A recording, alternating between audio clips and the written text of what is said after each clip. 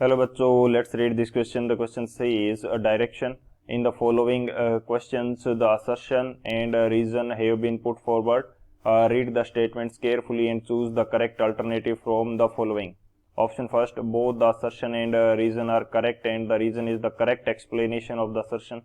Option second, assertion and reason are correct but reason is not the correct explanation of the assertion. Option third, assertion is true but reason is false. Option fourth, assertion is false but reason is true. Assertion, different valencies are shown by the isotopes of an element. Reason, the sum of protons and neutrons in the isobars is always same. तो इस question के अंदर हमसे क्या दे रखा है कि assertion statement के अंदर हमें दे रखा है कि जो आइसोटॉप्स होते हैं एलिमेंट के वो डिफरेंट वैलेंसी शो करते हैं. रीजन हमें दे रखा है कि जो आइसोबार होते हैं उनके अंदर प्रोटॉन एंड न्यूट्रॉन का जो सम है वो सेम रहता है. तो बात करते हैं हम लोग की कंसेप्ट की यदि बात की जाए की कंसेप्ट, तो की कंसेप्ट हमारे पास क्या हो जाएगा. की कंसेप्ट हमारे पास रहने वाला है. फर्स्ट की कंसेप्ट के अंदर हम डिस्कस कर लेते हैं कि जो आइसोटोप हैं वो क्या होते हैं.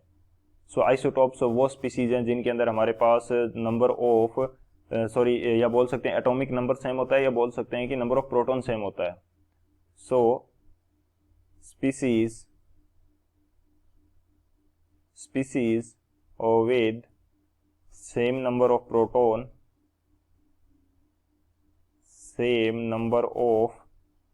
protons and have different mass number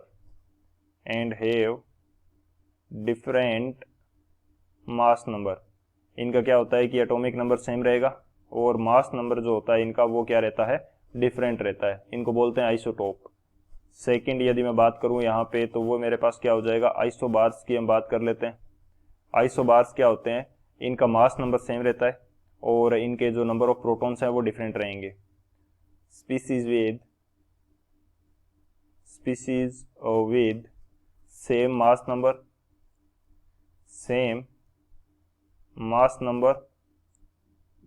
number क्या रहेगा, सेम रहेगा, एंड डिफरेंट नंबर ऑफ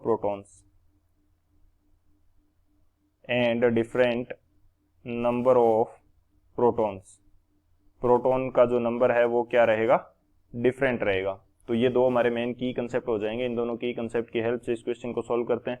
अब मैं बात करूं यदि सॉल्यूशन की, तो सॉल्यूशन हमारे पास क्या रहेगा, हमें असर्शन स्टेटमेंट के अंदर गिवन है कि जो हमारे पास आइसोटॉप्स होते हैं वो डिफरेंट वैलेंसी शो करते हैं. अब आइसोटॉप की यदि बात करें तो मैं एग्जांपल से इसको समझाने की कोशिश करूंगा कि मेरे पास कार्बन का एक एटम होता है जिसके लिए एटॉमिक नंबर 6 है और मास नंबर 12 है. इसका सेकंड जो एटम है उसके लिए एटॉमिक नंबर 6 है, मास नंबर क्या है, 13 है. और एक थर्ड एलिमेंट होता है जिसके लिए एटॉमिक नंबर 6 है और मास नंबर क्या है, 14. ये हमारे पास आइसोटॉप्स हो गए सेम एलिमेंट के. अब जब इनका एटॉमिक नंबर सेम है यानी कि Z क्या है, सेम है, एटॉमिक नंबर सेम है, तो हमारे पास नंबर ऑफ इलेक्ट्रॉन्स भी क्या होंगे, सेम होंगे, सेम नंबर ऑफ इलेक्ट्रॉन्स. अब इलेक्ट्रॉन सेम है तो इनका कन्फिग्रेशन भी सेम आएगा. जैसे 6 इलेक्ट्रॉन के लिए यदि मैं कन्फिग्रेशन लिखता हूं तो वो मेरे पास क्या हो जाएगा, 1s2 2s2 2p6. अब इसका जो आउटर मोस्ट शेल है जिसकी प्रिंसिपल क्वांटम नंबर 2 है, तो इसकी 2p6 नहीं आएगा, ये कितना आएगा, 2p2 आएगा, 2p2. तो आउटर मोस्ट शेल जो है ये हमारे पास क्या रहता है, वैलेंस शेल हो जाएगा. ये वैलेंस शेल है और इसके अंदर जो 4 इलेक्ट्रॉन्स हैं वो क्या हो जाएंगे, वैलेंस इलेक्ट्रॉन्स हो जाएंगे. जब हमारे पास वैलेंस इलेक्ट्रॉन्स सेम हैं तो ये डिफरेंट वैलेंसी किस प्रकार से शो कर सकता है, ये डिफरेंट वैलेंसी शो नहीं करेगा. सो हमारा असर्शन स्टेटमेंट क्या है, इनकरेक्ट है. रीजन स्टेटमेंट हमें क्या दे रखा है, रीजन स्टेटमेंट के अंदर हमें गिवन है कि sum of protons and neutrons in the isobar is always same. So isobar का हमने डेफिनेशन देखा था कि उसके अंदर मास नंबर सेम होता है, मास नंबर सेम होता है. और मास नंबर हम किसको बोलते हैं, नंबर ऑफ प्रोटॉन्स प्लस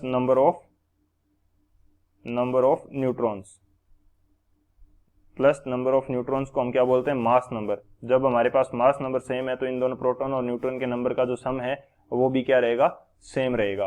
जैसे एग्जाम्पल की यदि बात की जाए, जैसे कार्बन की अभी हमने बात करी थी कि एक एटॉमिक नंबर 6 और मास नंबर 14 मिलता है। इसी तरह से नाइट्रोजन की यदि बात की जाए तो उसके अंदर एटॉमिक नंबर 7 और मास नंबर क्या हो जाएगा 14। सो ये जो दोनों है ये क्या हो जाएंगे आइसोबार्स हो जाएंगे। आइसोबार्स हमेशा डिफरेंट एलिमेंट्स के होंगे। सो बेसिकली हमारे पास क्या होगा कि असर्शन हमारा करेक्ट है, सॉरी असर्शन हमारा इनकरेक्ट है, रीजन हमारा क्या है करेक्ट है। तो कौन सा ऑप्शन हो जाएगा, असर्शन हमारा इनकरेक्ट है। सो ऑप्शन डी जो हो जाएगा assertion is false but reason is true. So option D is the final answer. I hope you understood it well. Best of luck. Thank you.